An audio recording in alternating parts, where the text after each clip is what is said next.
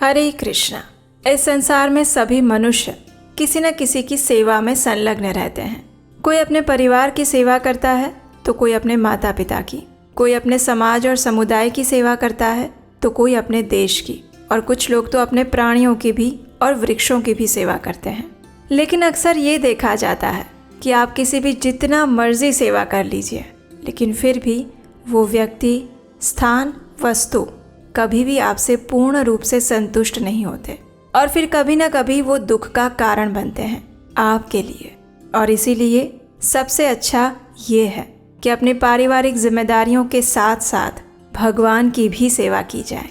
अपने आसपास के लोगों के साथ साथ उस परम भगवान श्री हरि की भी सेवा और भक्ति की जाए, जो मात्र एक छोटे से पत्र, पुष्प, फल और जल से भी संतुष्ट हो जाते हैं। ऐसे श्री हरि की सेवा करके फिर दोबारा आपको कभी माया की सेवा करने की जरूरत नहीं पड़ेगी। इसी विचार के साथ चलिए आज की आषाढ़ मास कथा आरंभ करते हैं। श्रील सूत गोस्वामी ने कहा, हे ऋषियों, अब मैं आपको एक और पौराणिक वृत्तांत सुनाता हूँ। ध्यान पूर्वक श्रवण कीजिए। पूर्व काल में पुत्र रहित अंजना देवी दुखी होकर तपस्या में संलग्न हो चुकी थी। उन्हें एक पुत्र की प्राप्ति करनी थी। उसे देखकर मुनियों में श्रेष्ठ और विष्णु भक्त ऐसे ऋषि मतंग ने कहा, हे अंजना देवी, उठो, तुम किस लिए तपस्या में लगी हो?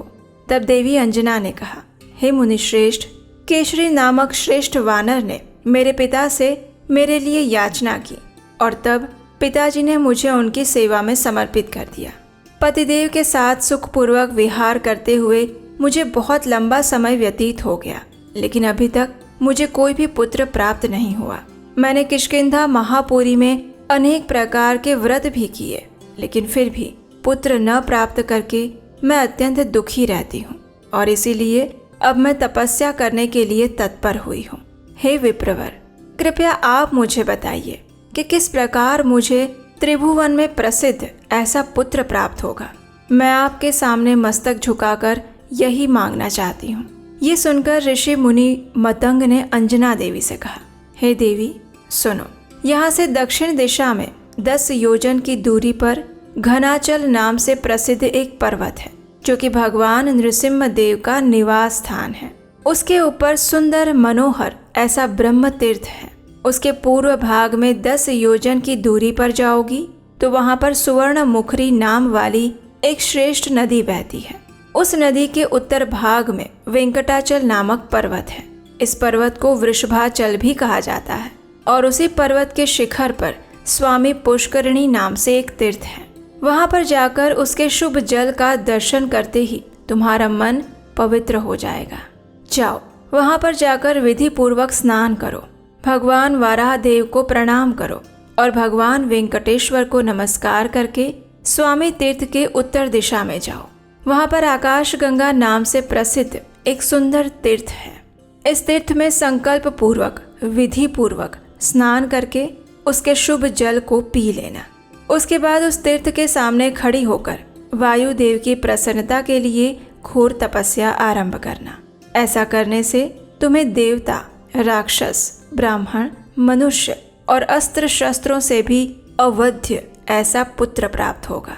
जब मतंग ऋषि ने ऐसा कहा तो अंजना देवी अत्यंत प्रसन्न हो गई। उन्होंने ऋषि के प्रति कृतज्ञता व्यक्त करते हुए बार बार उन्हें प्रणाम किया, और अपने पति के साथ शीघ्र ही उस वेंकटाचल पर्वत पर आ पहुंची। वहां स्वामी पुष्करिणी क्षेत्र में स्नान किया, फिर वाराह स्वामी के दर्शन किए, उन्हें प्रणाम किया, और फिर भगवान वेंकटेश्वर के चरणों में भी मस्तक झुकाया। उसके बाद वे शीघ्र ही आकाश गंगा तट पर आए और उसमें स्नान किया तथा उसके उत्तम जल को पिया। उसी के तट पर तीर्थ की ओर मुख करके देवी अंजना खड़ी होकर प्राण स्वरूप वायु देवता की प्रसन्नता के लिए संयम और व्रत का पालन करती हुई तपस्या करने लगी। और तब सूर्य देव के मेष राशि पर रहते हुए चित्रा नक्षत्र युक्त पूर्णिमा तिथि के दिन परम बुद्धिमान ऐसे वायुदेव प्रकट हुए। वायुदेव ने देवी अंजना से कहा, हे उत्तम व्रत का पालन करने वाली देवी, आप कोई वर मांगिए, मैं आपका मनोरथ अवश्य पूर्ण करूंगा।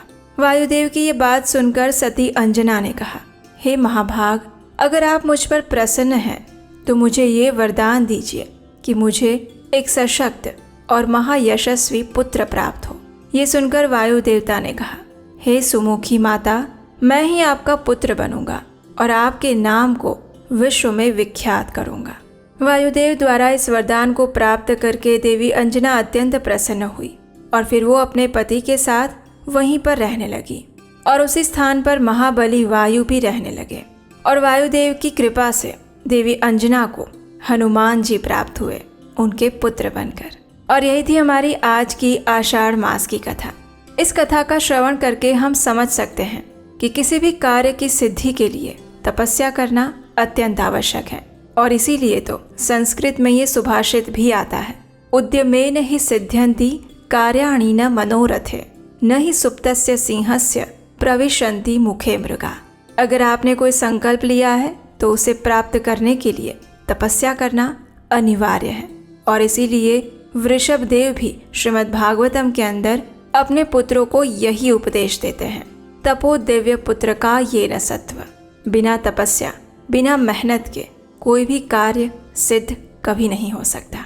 इसी शिक्षा के साथ आज की कथा को यहीं पर विराम देते हैं और हम आपसे मिलेंगे इसी आषाढ़ मास कथा श्रृंखला की अगली कड़ी के साथ कल प्रातःकाल आपके अपने चैनल उपदेशाष्टकम पर। हरे कृष्ण।